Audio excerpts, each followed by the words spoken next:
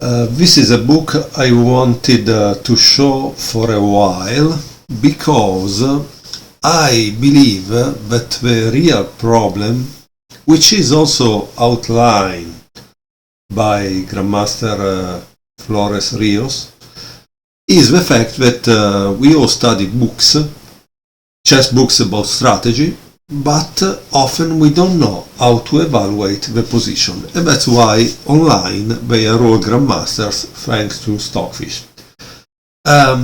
Instead, when they have to play, unfortunately they become like 1000 rated players.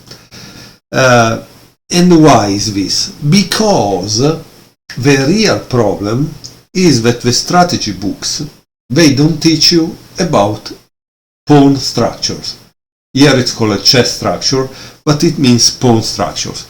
And this book practically has a lot of selected model games with the structures and main plans. There are practically like 5 main families of structures, and it tells you the strategic patterns to observe and the problem of what you should avoid in some structures.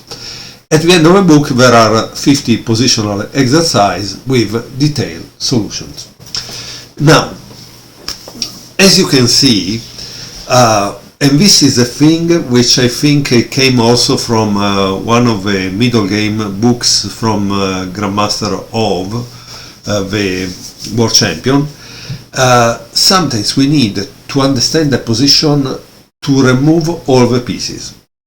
In this case, the chapter 1 is dedicated to the isolani, which is in this case the pawn d4 is isolated, right? It doesn't have any other pawn that can support him. This pawn, for example, is not isolated because it's protected. So this is one of the most common structure that happen from every possible opening, from the Queen's Gambit accepted to the Sicilian Alapin, the French Tarrasch, you name it, it's there, no? In the book, it gives you white's plan and black's plan. Okay, so he's clear about it. For white, he says you need to create a kingside attack, no? And then you have to break in the center with d5, so this is a thing which happened. And for black, obviously, you want to control the square in front of the isolani, so it cannot move and you can use it as a target. And the idea also is to trade all the pieces to reach an endgame, because if you reach an endgame, this is unprotected and is something that must be protected to avoid to lose it, and then obviously the opponent has an advantage. With that said, I would like to show you the fourth game of the book and the relative comments. Okay, so the fourth game is between Vadim Agintsev and Rodrigo Vasquez. It's the World Rapid Championship in Khanty-Mansiuk in 2014. The learning objective is the central break d4, d5, no? Which can be very powerful if black does not prepare against it. Okay? So c4, c6, e4, d5, e takes d5, and now there is knight f6, knight c3, c takes d5, c takes d5, and knight takes d5. So here you know that you have an isolated queen pawn, right? White continue with knight f3, e6, bishop c4, knight c6, castle, bishop e7, d4, castle, rook e1 and knight f6. Now, of course, a possibility was bishop f6 because you preserve the blockade there. Obviously, if he takes, you have to take back, so you both have an isolated pawn. But in this game, black played knight f6. So, you are white, okay? As always, try to get one of these clock, turn it, you have 3 minutes, try to guess what white should do. Why do I tell you that? Because I had this problem saying that some exercises are too difficult or they are above the level of a certain rating.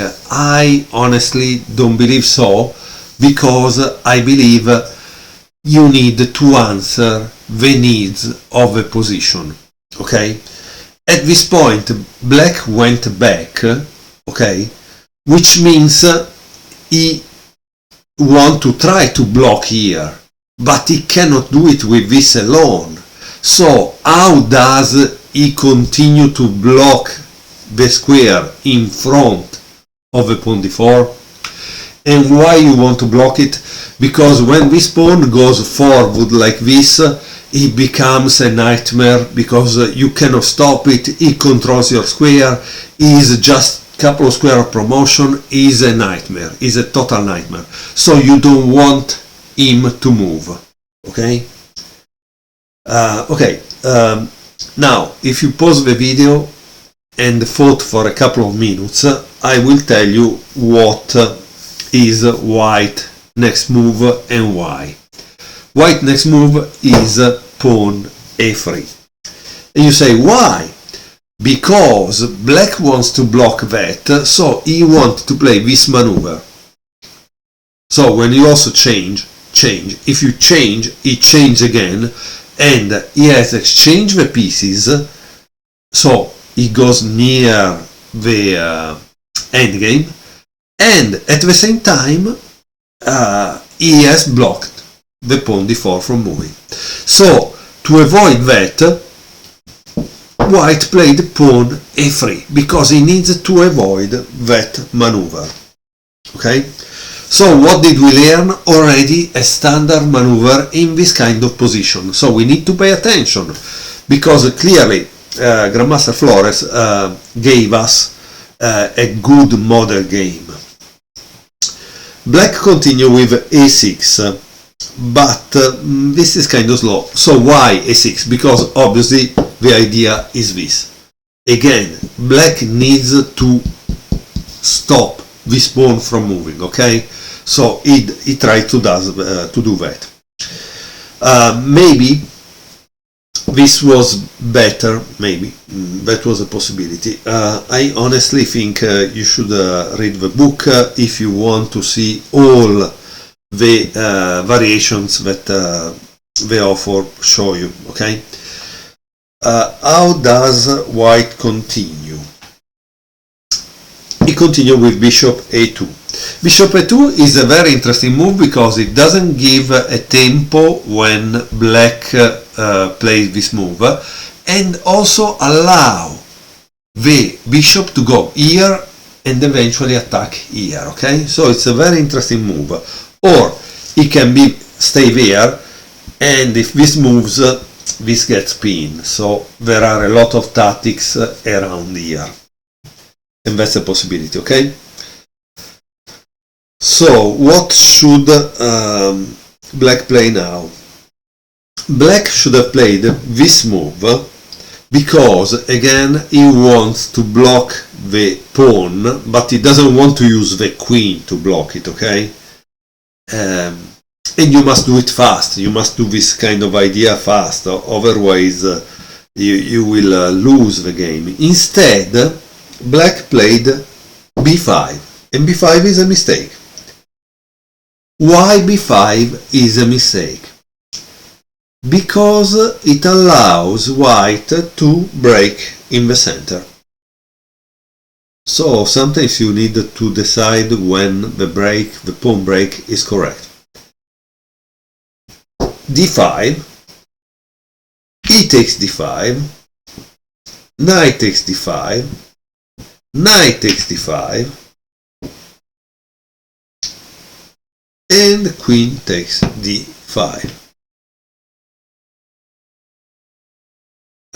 Now black plays bishop b7, but please pause yourself a minute and try to understand why queen takes d5 is a mistake. So queen takes d5 is a mistake because after bishop takes d5, attacking here, you need to defend this one, right? But then bishop takes e6, bishop takes e6, rook takes e7, and so white wins. That's a fact. Okay, so after queen takes d5, he played bishop b7, and now white has a good game. Why? Because he moves the queen away and he starts an attack on the king side.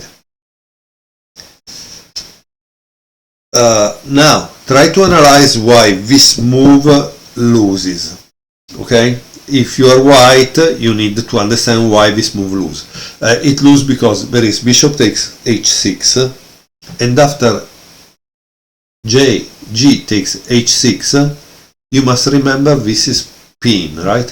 So you can play queen g6, and after queen g6 there is king h8, queen takes on h6, king g8, and then you move the bishop on b1, and of course when he tries to play f5, you go back to a2, giving check.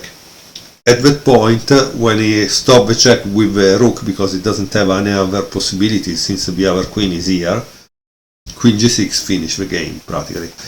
I know that it might be difficult to visualize, but honestly, it's the only way that you will improve, if you visualize without moving the pieces. So h6 is a mistake because bishop takes, okay? And you will have to try to visualize it without moving the pieces. So after queen h5, black played queen c7. And here there is a big analysis by the author, because queen d6 was still dubious, not the winning move that one could think. Also g6 wasn't so good. In any case, there are many alternatives, okay? And there are of course also moves that lose right away. So queen c7 was probably whatever best he could find in a game black. Now, how does white continue in this position? White continue with bishop g5. After bishop takes g5, you have knight takes g5, h6, and this is here again, take your time, no? Turn the thing, think a couple of minutes, pause the video, and find white next move. So here you must remember one thing. When a Grandmaster is attacked, they generally don't defend. They counter-attack with something even stronger. So if your first thought was to go back, that's a mistake. Okay? The move that white played here was rook e3. Why? Because if he takes rook h3, it's kind of over. Okay? And here was difficult to find the right move to continue. Black didn't find it.